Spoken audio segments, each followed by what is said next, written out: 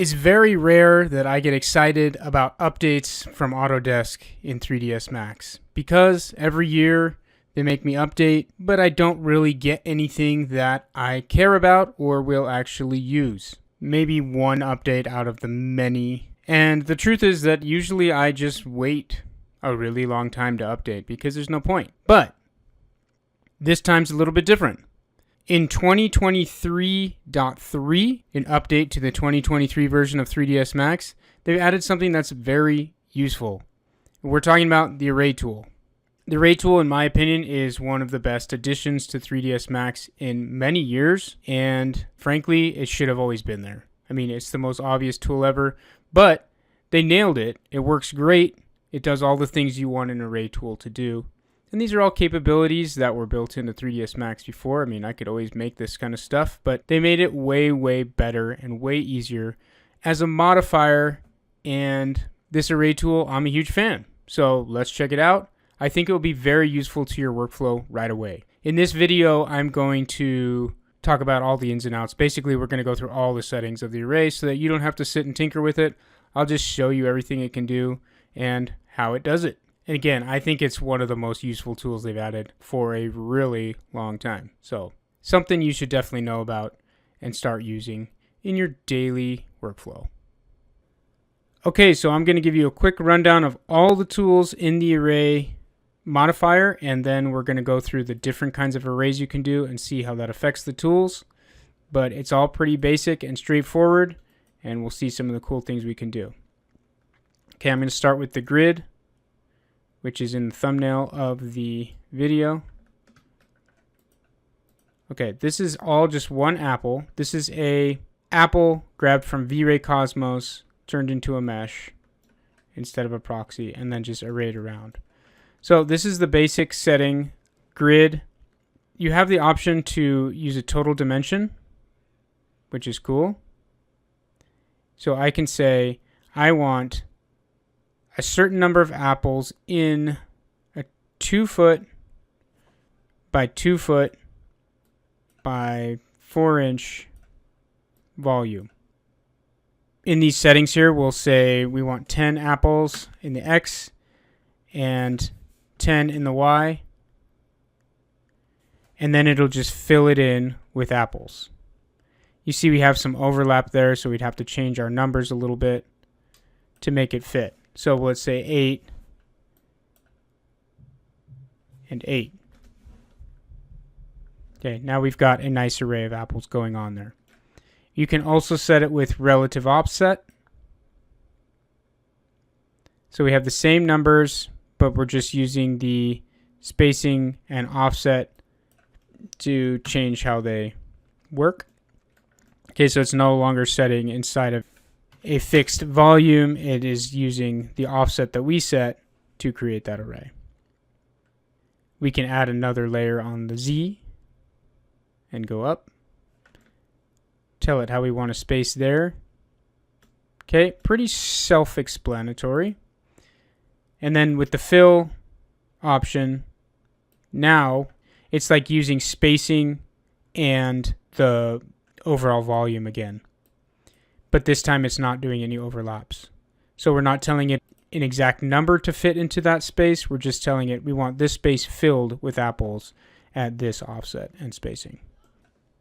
Okay, when we get down below, we have the transform tools, which these are overall transforms.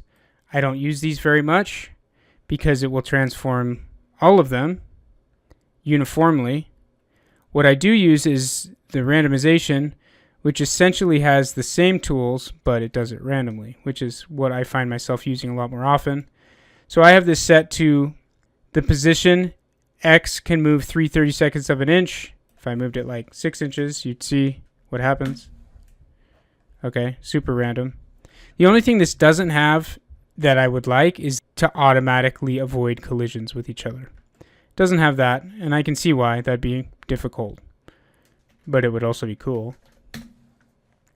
Okay, I'm going to put this back at 3/32 of an inch.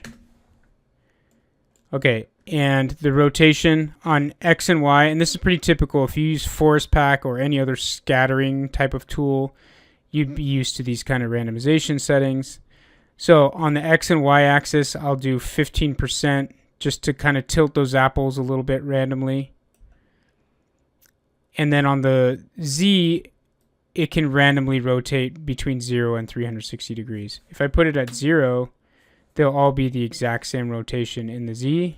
As you can see, the stems, that's all in X and Y rotation.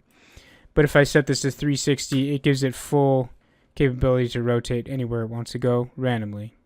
If we change the seed, we'll see it rotate again and again. The scale I want to lock together uniformly, and I put it at 6%. That gives it a range of 0 to 6% randomization. If I put it to 20% here, you can see one apple is really huge, or a couple of the apples are really huge. Okay, you could uncheck this and do it not uniformly, but in this case, there's no reason why I'd want to do that. Some other nice things here is that the material ID can be assigned randomly to the different elements that are created here, which is great. Then you can do a multi-sub-object material and apply different apple materials to different apples randomly, essentially. The UVs, not much settings going on here, just using the existing apple. You can do create here, which turns all these into their own individual objects and gets rid of the array modifier. Okay, not going to do that because I want to be able to go backwards. I will show you real quick the culling that can happen here. So we can go into the array and go down to the bottom and go to remove. And we can either remove randomly by a percentage. So remove 60% of the apples. Great. That's random. Or we can pick a cull object, pick this sphere. We can even invert it. Okay, so if I hide the sphere, you'll see that that sphere is now cutting out of the array, which is cool.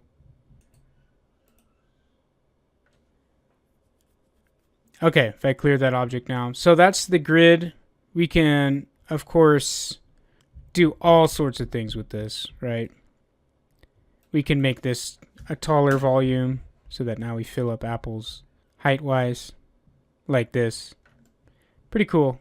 Okay, so any kind of array you want, you can make with this tool.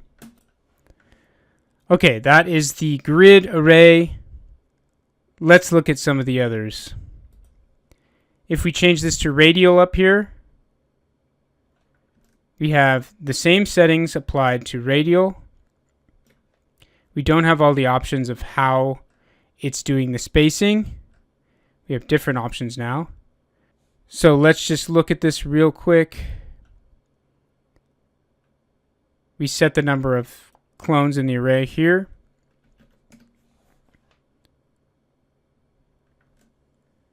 It's a little too many.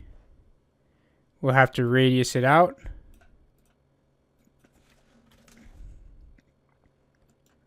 There we go.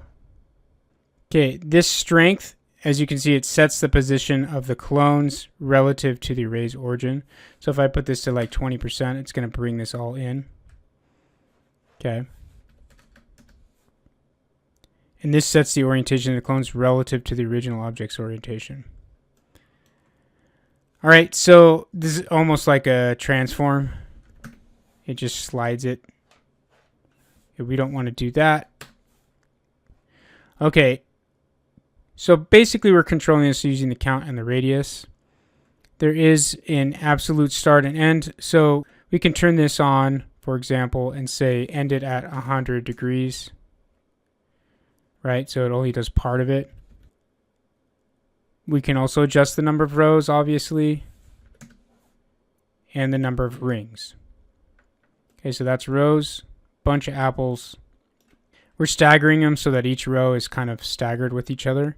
If you turn that off, they'll be straight up and down with each other, like that.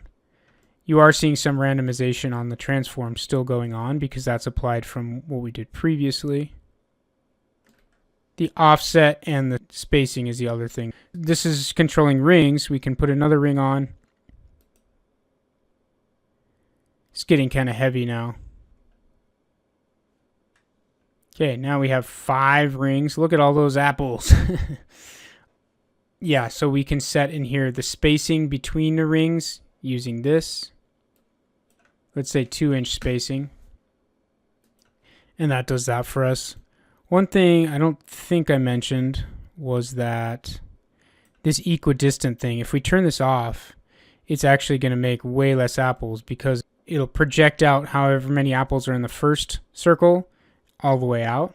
If you have equidistant on, it makes it so that it projects the same distance between apples all the way out. So if I turn this off, see, now it's like a star emanating out from the center. Turn the stagger off too. Okay, see. So the equidistant on or off gives you very different results. Okay, that is the radial one, and the randomization will work the same, so will all these other settings down here.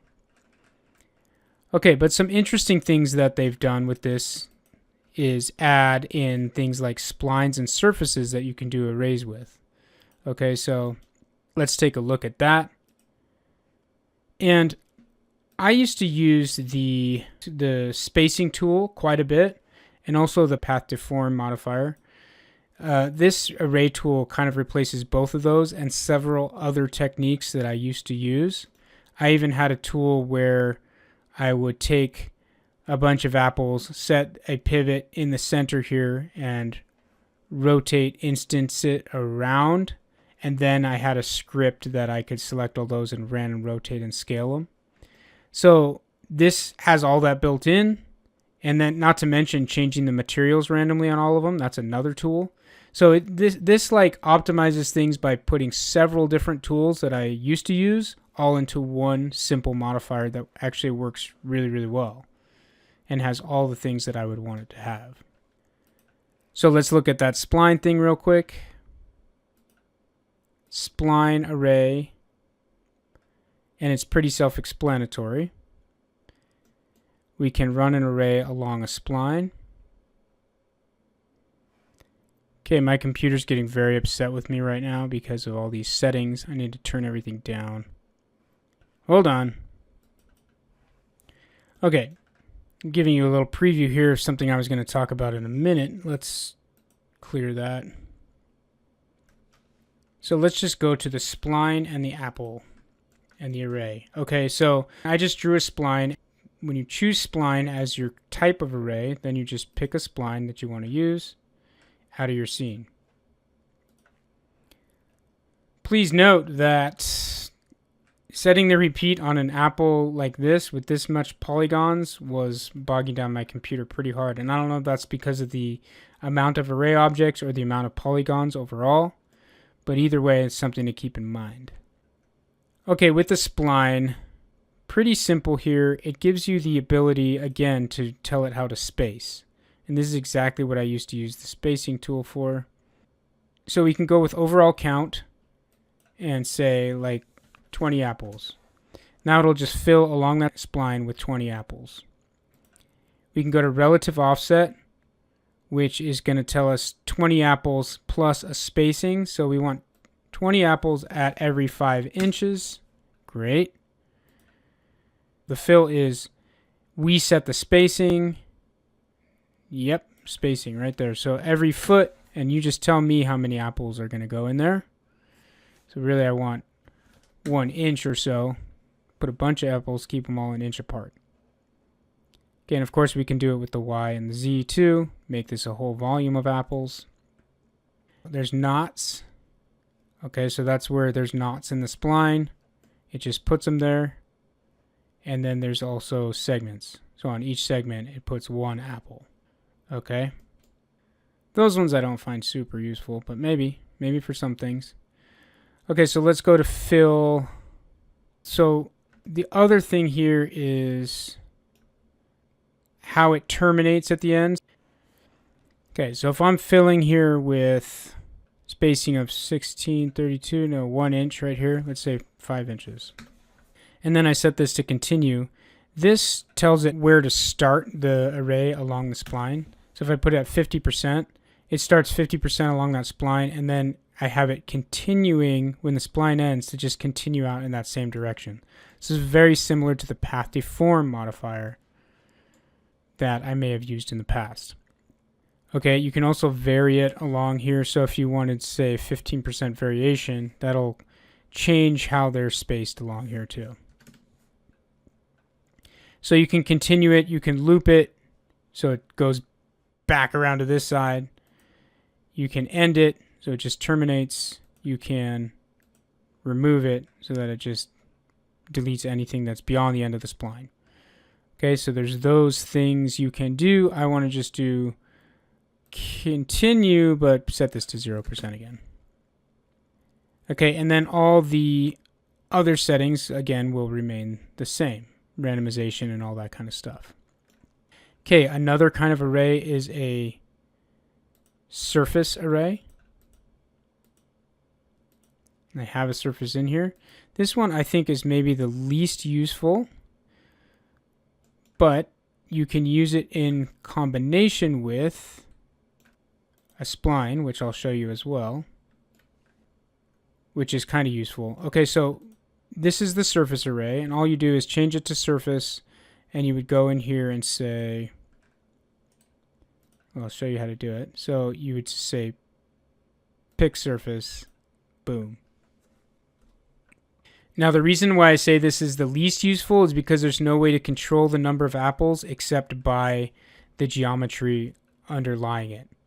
So right here, it's taking the edge center. So every edge, on the center of every edge of the polygon, it is placing an apple. You can also do vertices. Now it's on every vertice or vertex. And now you can put it in the center of each face. So it's going to go here and here, like that. Okay, so that's not a ton of control on the actual array part of this. All you can do is either retain the orientation of the apple or not. So that means it's either going to follow the normals, the curves of the normals, or it's not. See, now all the apples are sitting straight up, or you can turn that off and they'll follow the surface. Okay, so that's the only controls you have there. So I see this being useful for some things, but I'm not going to use this as much as I use the other array tools in here. Okay, now let's just look at the last thing, which is a spline combined with a surface, which is actually pretty cool. Got to go back into the array. Go back to the spline. It'll retain our settings from before. And then we can also add a surface in to here. And it will project our spline array onto a surface, which is pretty cool. Now, I have removed missing projections on, so anything that goes over the edge of this surface, it just deletes. And then we just would control it just like we do with the regular spline array. So we could say the Y count is 3 here. And there you go. Now we have an array of apples going along. And I want this to be a fill. And the spacing is going to be 0.5 inches. Now we're going to have a pathway of apples going along this surface. Now that's pretty lame. I mean, why would you ever want this? But if this was a paver model and you wanted to put pavers or rocks or stones along this surface, then this would be really slick. Okay? So there you go. I tried to cover all the settings of all the different ways you can use the array. Should be largely self-explanatory, but I wanted to show you some of the possibilities so that you can start getting ideas of how to use this. I know I have when I saw what it can do. I have lots of ideas of how I will use this. I believe it'll replace several tools and combine them into one. And this tool is better than all of them anyway, because A, it's all combined into one and has the power of multiple tools together, but also it's just clean and parametric and non-destructive, which is the kind of tools I love because things change in my scenes all the time. So I like to be able to go back and parametrically adjust them. So thank you 3ds Max for updating with something that I actually use. I see this being implemented into my workflow right away because it streamlines things, it makes things easier, and it's going to make my work faster. So thank you, Autodesk. This is a great tool. Check out the array tool, and I will see you in the next video.